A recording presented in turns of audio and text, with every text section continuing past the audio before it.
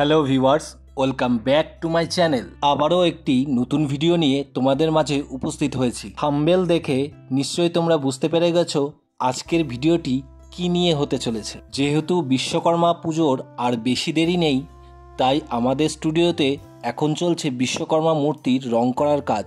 আর সেই রং কিভাবে তৈরি করা হয় সেই পদ্ধতি আজকের এই ভিডিওর মাধ্যমে তোমাদের কাছে তুলে ধরবো। আর ভিডিওটি তাই শেষ পর্যন্ত দেখো। আর ভিডিওটি তোমাদের কেমন লাগলো অবশ্যই আমাকে কমেন্ট করে জানাও।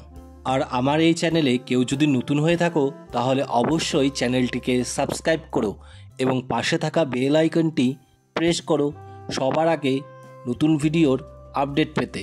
প্রথমেই তোমাদের দেখাবো কিভাবে হাতির রং তৈরি করা হয়। এখানে আমি হাতির রঙের জন্য দানাকালির রংটি আগে থেকে একটি পাত্রে ভিজিয়ে রাখছি। অ্যাপ্রক্স 6 থেকে 7 ঘন্টা ভিজিয়ে রাখার পর একটি লাঠি ইউজ করে দেখব যে কতখানি এই রংটি গুলেছে। যতক্ষণ না রংটি ভালো মতো গুলছে ততক্ষণ পর্যন্ত রংটিকে কাঠি দিয়ে গোলানো হয়েছে। এখানে আরও একটি রং ইউজ করা হয়েছে, যেই রংটি হচ্ছে রেড অক্সাইড। এখানে একটি কথা বলে রাখছি, আমাদের কিছু পুরনো হাতির রং ছিল যেটা এখানে মেশানো হয়েছে। এখানে আপনারা দেখতে পাচ্ছেন পরিমাণ মতো দানাকালি ভিজিয়ে রাখা রংটি মেশানো হচ্ছে।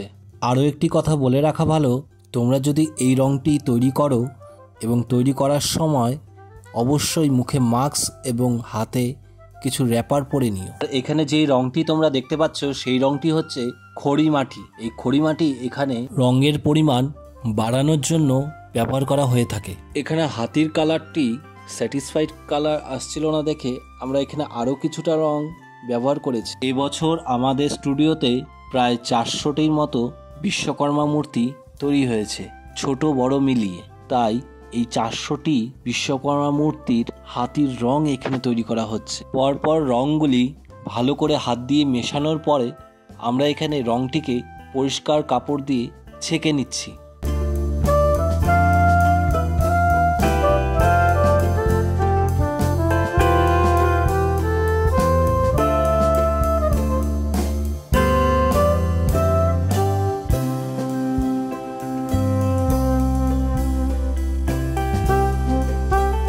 এখন আপনারা দেখতে পাচ্ছেন কিভাবে বিশ্বকর্মা মূর্তির গায়ের রং তৈরি করা হয়।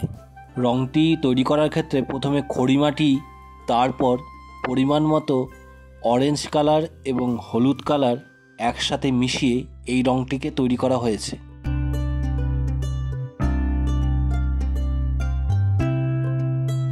বিশ্বকর্মা মূর্তির গায়ের রংটিও একটি সুতির কাপড় দিয়ে ছেঁকে নিয়েছি।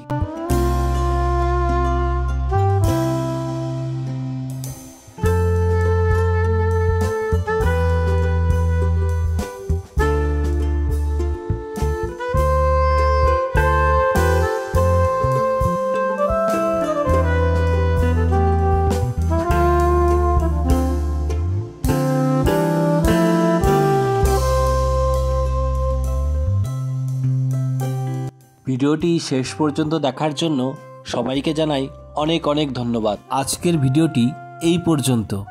পরবর্তীতে দেখা হচ্ছে আরেকটি নতুন ভিডিওর সাথে।